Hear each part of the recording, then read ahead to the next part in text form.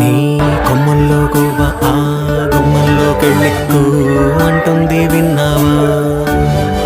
నీ మబ్బుల్లో జల్లు ఆ ముంగిట్లో పూలు పూయిస్తే చాలన్నావా? ఏమవుతున్నా గానీ మైనా అయిపోనీ పర్వాలేదన్నావా?